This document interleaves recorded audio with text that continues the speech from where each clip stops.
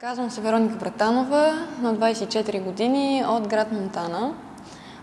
С тази година би трябвало да завърша балетна педагогика в Национална музикална академия, професор Панчо Владигеров. Пети курс съм всъщност и работя това, което уча. Работя това, което исках да работя, това, което ми беше мечта, това, което обичам.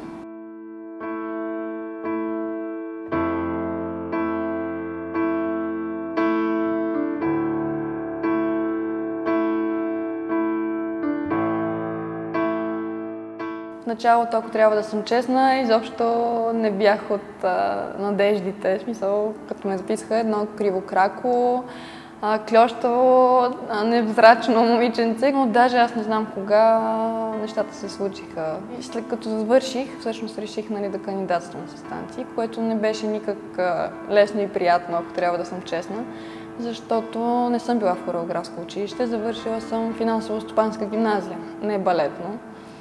И когато отидох, когато ме приеха, слава Богу, че ме приеха, в първи курс имаше един период, в който всеки Божи ден до сълзи, защото има разлика, но всичко е труд, просто е труд. Трябва да имаш цели, да се трудиш, да блъскаш буквално.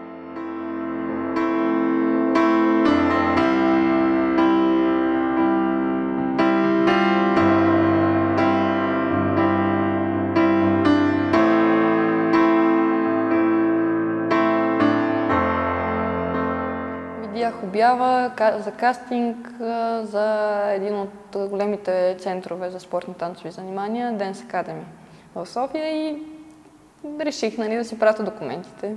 Отидох на кастинга и всъщност тогава ме назначиха там да преподавам, пак модерен танц, в техните зали. И година и половина работех за тях. За мен беше нещо вау, защото ние сме танцували на тавана на театъра, от който течеше вода и танцувахме около кофи. С късан балатон, дори в зали без огледала, въобще, което няма никакво значение реално. Зависи само от този, който се занимава, този, който е преподавателя, това какво ще стане, условията. Но изведнъж попадам в един голям център с огромни зали, въобще съвсем друг свят.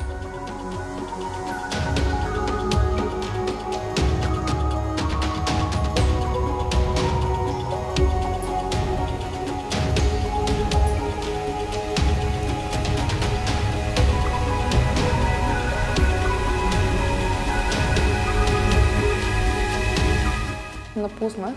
Имаше един период от няколко месеца, въобще не преподавах, при което една моя приятелка, тогава съквартирантка, започна да ми говори нон-стоп, защо не започнеш пак. И тръгнахме двете с един тефтер по улиците, по читалищата, по залите, по училищата. И всеки ден в свободен момент обикаляхме и питахме. Накрая едно читалище на центъра, наех залата и започнах всъщност там. Започнах с няколко човека, които всъщност идваха преди на предното място. И най-хубавата реклама от човек на човек. И след това почнах да търся помещения. Помещения търсих година и нещо за тази зала в момента. Нямаше как от почасов наем в малка зала на читалище изведнъж да направя нещо голямо, защото всъщност съм сама. Няма кой с кой да започна. Намерих помещението, ремонта направихме дори с тези, които танцуват при мен, уикендите, всички, с латекса, сами си го направихме, постепенно месец след месец добавяхме някакви неща, до сега добавяме.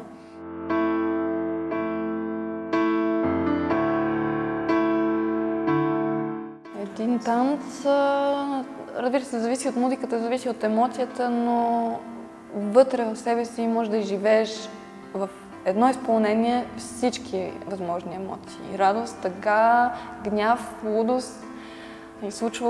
Рядко ми се случва чак толкова, но ми се е случвало, докато танцувам, случвало се да се разплача дори. В смисъл, не на сила, просто изригва. Когато танцуваш, всичко, което събираш, трупаш като наблюдения, като собствени преживявания, накрая то просто се излива. Света без танци. О, не! Има една много любима мисъл на всички. На Пина Бауш: танцувайте, танцувайте, иначе сме изгубени, наистина ще си изгубиме.